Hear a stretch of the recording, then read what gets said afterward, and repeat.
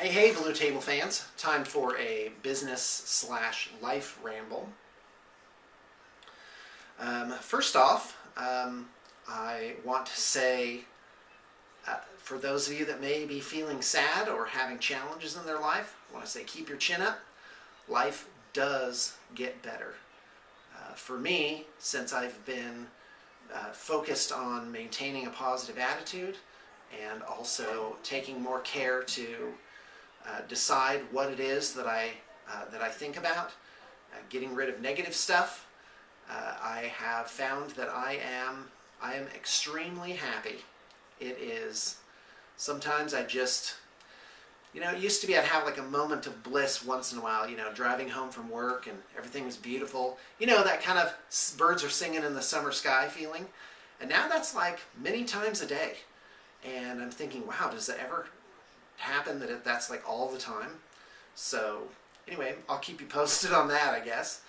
And I'm feeling a little under the weather today, but I'm not concentrating on that. I am actually telling myself that I feel awesome. Or in the immortal words of Barney Stinson is, hold on, what is it? He's like, whenever I'm feeling sick, I feel awesome instead. True story. Something like that. Anyway, maybe someone can give me the right quote on that. So obviously, the big news for Blue Table Painting is that we now are, or soon, will be working with Nick, formerly of Worthy Painting, and doing a lot of joint projects. And we're really super excited about that. And it is, to be a business owner, it's tough. There's a reason why small business owners are thought of as, I don't know, hero types. They keep things going. And it is a huge stress. It can really take its toll on your mind and your body. And that's been my strength, is that I've been able to go the distance. And I also wanted to mention, for those of you that are interested, that Blue Table Painting has a bookkeeper, and I meet with him every week, and we discuss where we are, any challenges, and he keeps a really close eye on the money and tells me if there's anything that's out of whack with the cash flow. And that's the trick, is you got to catch those things early. And if you are a small business owner, I would say that you should.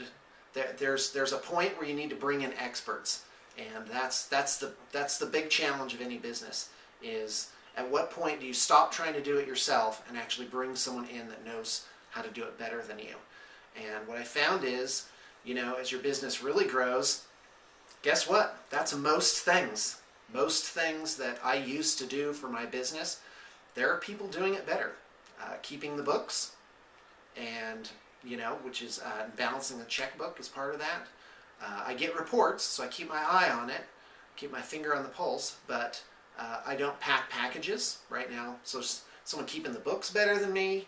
There's someone packing the packages better than me. There are, in every aspect, there are people doing things better than I used to do it by myself. And it's tough. It's almost like the adolescence of a business is to, make that transition from one-man band to orchestra. So, all right, so I had a thought, and that is that,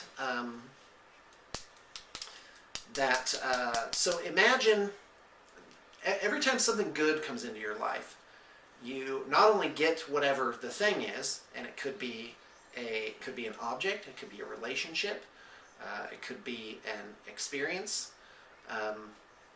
but you also get an associated reality or an associated experience with that. And that matters what that is. Let me give you an example. Imagine four guys are riding bikes down the street, and they're riding on the same street, the same day, same weather, same clothes, exact same bike, but they're each having four different experiences. And here's why. The first man stole his bike. The second man had his bike given to him as a gift out of love. And the third man worked hard and saved up for his bike and bought it. And the last man won his bike in a contest. So each of those four are having a completely different experience with the thing that came into their life. And so what I believe, so the guy that stole his bike feels guilt and anxiety. The guy that had his bike gifted feels gratitude and love. The guy who worked hard for his bike has a sense of pride and self-satisfaction. And the guy that won his bike feels lucky, like maybe everything's going his way. And so it does matter what the history is. And I think a lot of times you may want something, but you might have a piggybacked desire on that of how it is you want that experience to come to pass. I mean, and you could ascribe it to relationships. I mean, so for example, I've been married 19 years, right?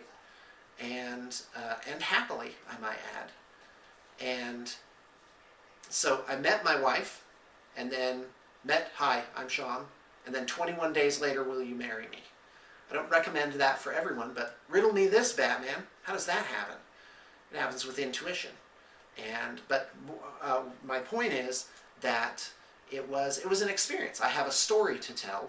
A story might be, hey, we, knew each other and struggled through friendships and good times and hard times for 8 years, and then finally got married. And I've been thinking a lot about relationships, and this ties into a deeper issue for me right now, which is, my whole life I have accepted dogmas or superstitions or, I guess, rules without really thinking them over. And so I'm going through the laborious and sometimes painful process of re-examining every single one of those and determining, well, is this really what I wanted, or did I just kind of, bleat like a sheep and go along with the herd? And so, that is definitely something that's taken up a lot of my mental energy recently. So anyway, back to the studio. I want to talk a little bit about the grand and glorious future of blue table painting. As you know, blue table painting is how do I explain this? It's a finite operation.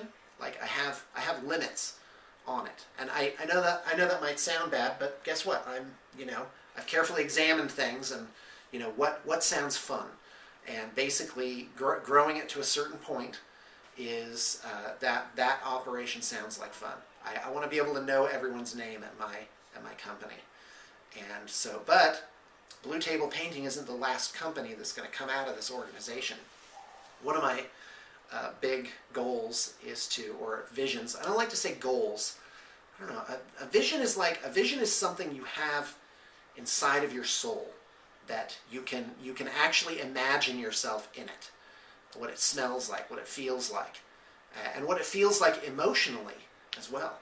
And when I think of some of my visions, think of some of these scenarios in my head, I cast my mind to 2018 or 2023 or 2033. And I just I am like crying tears of joy in my bed almost every day at how beautiful life is and is going to be. It just keeps getting better and better. I read an article on optimism. I'm like, I am an optimist. Definitely. I think that things are going to go well. And so anyway, one of my visions is, see, I got back on the track. I'm getting better at that. One of my visions is to create a kingdom that can generate additional kingdoms, that can go in and restructure a business and make it into something better and more useful. Who is it? Jonah? Come on in. Hey, sweet boy. What's going on?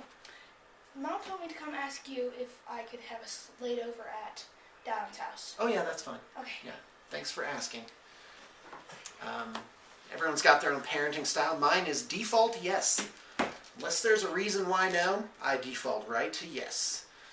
And so anyway, all right, now I'm slouching a little bit. What now?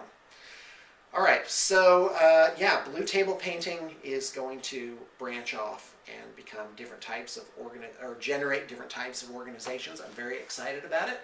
I'm not going to tell you too much about that right now, but one of them is to build Valhalla, the equivalent of awesomeness of Rivendell on this earth. And so I've been thinking a lot, or I've been reading a lot of books. And one idea that I keep coming up against is the idea of doing things with mental energy only. Can you actually create just by thinking about something? The work and all the enthusiasm and the creativity, that's a byproduct of what's actually going on inside my mind. And I really believe that. I believe that that people and resources and everything needed to accomplish a vision can be brought by thinking about it enthusiastically. I believe there's a metaphysical component to this, or a spiritual component to it. And you know, like for example, just for kicks, sometimes I write my business mentor. I write his name on a sticky note, and I say, "So and so, I summon thee," and I stick the sticky note on my desk.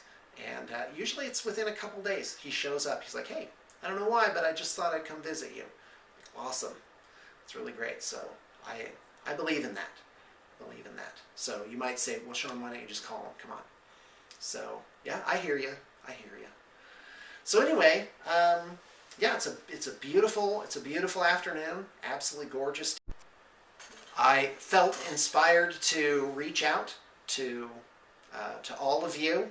I have to tell you, to me, it just amazes me that I'm going to put this up and 1,000, 2,000, 3,000 people, excuse me, are going to see it.